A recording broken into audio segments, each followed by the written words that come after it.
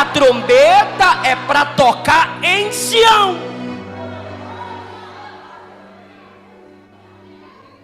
Tocai a trombeta em Sião, 2 vezes. Versículo 15: tocai a trombeta em Sião. Quando a trombeta é tocada, ela tem um alcance de longa distância, um som que tem alcance de longa distância. Tocai a trombeta, desperta os que estão perto e aqueles que estão longe de você, Joel. Desperta esse povo, eles estão tomando todas, eles estão aí, só tomando e se esquecendo de me oferecer um culto racional. Toca a trombeta, porque os sacerdotes estão tristes, porque está faltando gente no culto. Cada um está levando o estilo de vida que quer, fora da comunhão. Toca a trombeta em Sião, porque eu tenho um despertamento para esse povo. Então Joel vai chamar sua mensagem de trombeta tocada. E se toca a trombeta para o despertamento de um exército. Mas que exército? Tanto o povo de Deus, quanto a chegada do juízo de Deus. Presta bem atenção nisso. Como o povo está dormindo espiritualmente, e Deus quer despertá-los, Deus quer incomodá-los, se tem uma coisa, eu ouso dizer, que Deus é especialista, em nos incomodar. É sério. No dia que tu estiver relaxado, ai, Deus me ama, Ele diz assim, eu vou provar que eu te amo. Como? Espinho. Prova. É sério, eu não estou inventando. Deus sabe incomodar a gente. A igreja foi formada para incomodar o mundo. A igreja foi colocada no centro do mundo para centralizar o mundo. Se a igreja não cumpre seu papel, Deus vai perturbar. Ele não tem com quem contar, a não ser a igreja.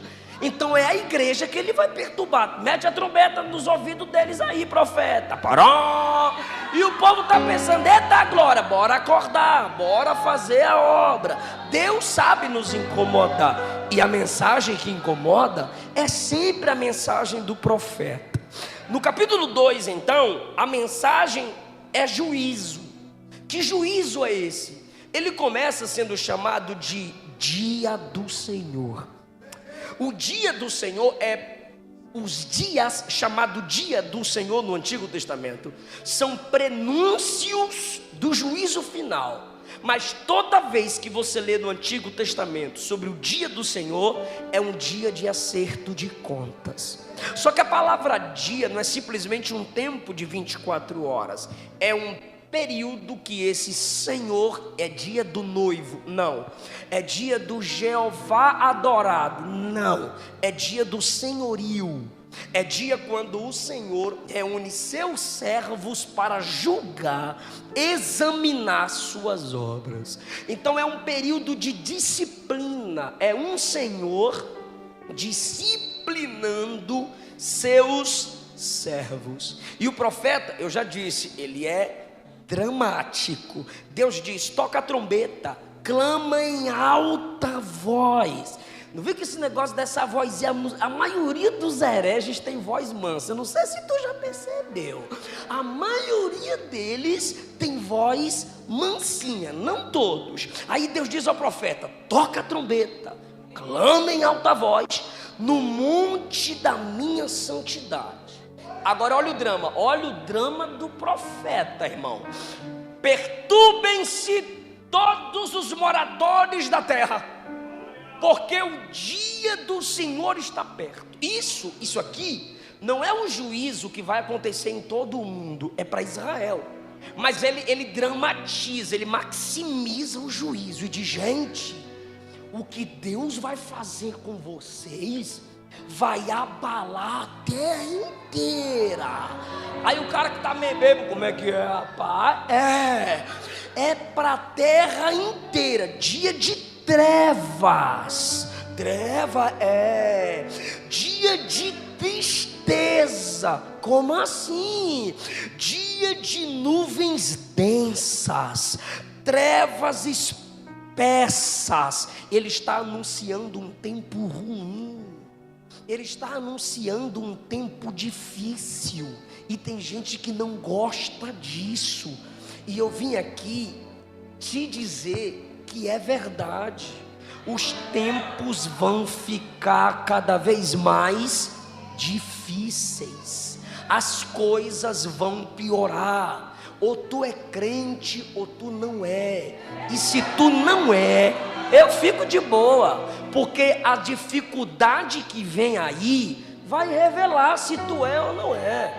E aí eu não vou pedir que você prove nada, quem é não prova, é discernido.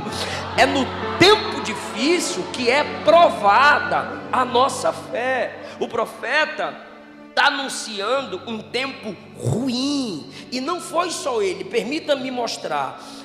Mateus 24:12, Jesus, o amorzinho, o amor. Mateus 24:12, Jesus disse: a iniquidade vai se multiplicar, o amor de muitos vai se esfriar. Lucas 18:8, Jesus perguntou: porventura, quando o Filho do Homem vier, achará fé na terra? Atos 20:29, Paulo anunciou o seguinte para a igreja: quando eu partir, lobos cruéis que não pouparão o rebanho virão e se levantarão no meio de vocês, homens que falam coisas perversas para atraírem discípulos para si. Todo herege é um tipo de traficante que atrai seus viciados. 1 Timóteo capítulo 4 versículo 1, olha o que Paulo disse: o Espírito, quem diz? Diga o Espírito. O Espírito expressamente diz que nos últimos tempos alguns apostatarão da fé, dando ouvido a espíritos enganadores e a doutrinas de demônios. Aí os netcrentes falam assim, não julgueis, e isso que eu vou falar agora, que eles mais me falam lá no meu Instagram, e quando eu estou com tempo eu respondo mesmo. Aí eles vêm e falam assim: nossa luta não é contra a carne, pastor. Concordo. Aí Paulo está dizendo: tempos difíceis, onde os homens darão ouvido a espíritos enganadores e a doutrinas de demônio. Aí vem para o versículo 2, viu, netcrente? Pela hipocrisia de homens que falam mentiras. Quando é que os demônios falam? Na boca dos hipócritas mentirosos. Paulo ainda anunciou na 2 Timóteo capítulo 3: nos últimos dias virão tempos trabalhosos, porque haverão homens amantes de si mesmos, avarentos, presunçosos, e daí só piora. Irmã, a gente não tem como mais mentir para a igreja. Não podemos mais mentir para a nossa geração. As coisas vão se complicar. Nossos avós nos avisaram, os pastores pregaram, os profetas anunciaram, o próprio Jesus disse. O que Joel está fazendo? Anunciando a chegada de um inimigo contra o povo de Deus.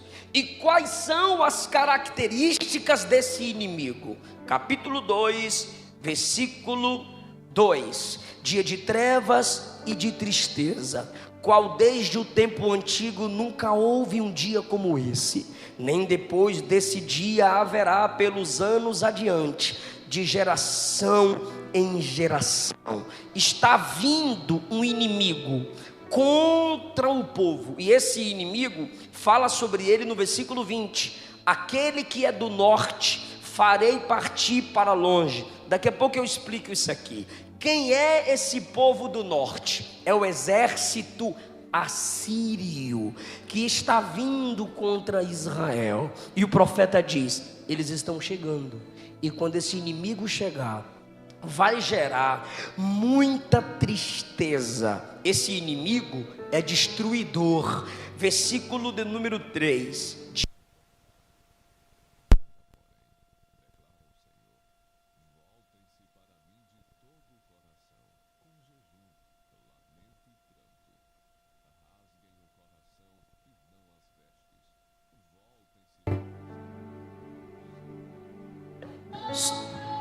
Saiu. Diante dele um fogo consome, e atrás dele uma chama abrasa. Esse inimigo é o inimigo destruidor. Queridos, há um inimigo contra a igreja. Há um inimigo contra os princípios de Deus, e esse inimigo, na sua frente tem fogo, e atrás uma chama que abrasa. O inimigo da igreja, um sistema que se organiza contra o povo de Deus, um sistema que se organiza contra as famílias de Deus. Onde chega, encontra tudo organizado. Olha só, versículo 3: diante dele há um jardim como o Éden, atrás dele um desolado deserto. Ou seja, onde esse inimigo do juízo de Deus chega, está tudo lindo como o jardim do Éden, mas depois que ele passa, um deserto desolado. Sim, onde a igreja, no tempo que a igreja dorme, num tempo que a igreja não exerce seu chamado eclesiástico, num tempo em que nós, como crentes, não nos despertamos para o verdadeiro evangelho, Deus permite que o inimigo venha, e ele venha com destruição. Não adianta fingir. Há famílias destruídas, há ministérios destruídos, há profetas com mensagens destruídas no sentido de perder a centralidade bíblica, a capacidade de construção. Segundo lugar, esse inimigo é veloz, versículo 4: correrão como cavaleiros. Rápido, é rápido. Sem perceber, já estamos vendo o domínio da ideologia de gênero nas escolas, porque por muito tempo os pais deram ao colégio a obrigação da educação aos seus filhos, e a casa, o lar, auxiliar os filhos, mas está errado. Desde Deuteronômio capítulo 6, Salmo 127 e 128, Jesus com as crianças, segunda carta de Paulo a Timóteo capítulo 1, a gente percebe que a missão da educação é do lar e não da escola. A missão é do pai e da mãe, e não da rede esgoto de televisão pelos seus desenhos. Foi rápido. A ideologia de gênero já entrou nas escolas, a ideologia de gênero já domina as músicas, a ideologia de gênero já domina a arte, a ideologia de gênero já domina os filmes, toda a base de entretenimento. E você pergunta, como que chegamos nesse nível? Você olha na rua, está difícil perceber a identidade real das pessoas. Elas acreditam numa própria mentira construída por elas mesmas, e você tem que ser um mentiroso, porque você também tem que acreditar na mentira que ela acredita. Aí você pergunta, onde erramos? O que aconteceu? Rápido demais. O inimigo é veloz, enquanto a igreja se atrasa. O inimigo é veloz, enquanto a igreja não abre os olhos. Pregadores que foram brincando com a graça, cantores que foram brincando com a graça. Aí de repente você diz, como que esse menino mudou de vez assim? Como que do nada esse cara ficou assim? Ninguém cai de vez, não foi do nada. A questão é que quando Deus permite o inimigo chegar, aí sim a queda é rápida. Por quê? Porque não quiseram dar ouvido.